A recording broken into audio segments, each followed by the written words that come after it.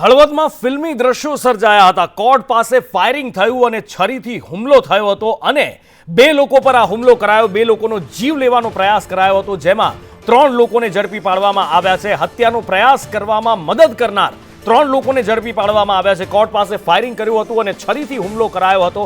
આખરે આરોપીઓની મદદ કરનાર 3 લોકોને ઝડપી પાડવામાં આવ્યા છે। ઓનલાઈન પર જગદીશ પરમાર જોડાયા છે। જગદીશ પાસેથી વધુ વિગતે જાણીએ। જગદીશ, કોના પર હુમલો કરવામાં આવ્યો હતો, શા માટે આ હુમલો કરવામાં આવ્યો અને કોણ છે જે હુમલામાં મદદ કરનાર હતા, કેવી રીતે ઝડપાયા? જે ચોક્કસથી નુપુર વાત કરવામાં આવે તો હળવદ કોર્ટ પાસે ફાયરિંગની ઘટના બની હતી આશરે 9 મહિના પહેલા, અને જેમાં 2 વ્યક્તિઓ પર જીવલેણ હુમલો કરવામાં આવ્યો હતો, જેમાં પિસ્તોલ, છરી સહિતનો હુમલો હતો અને કાર ચડાવીને પણ મારી નાખવાનો પ્રયત્ન કરવામાં આવ્યો।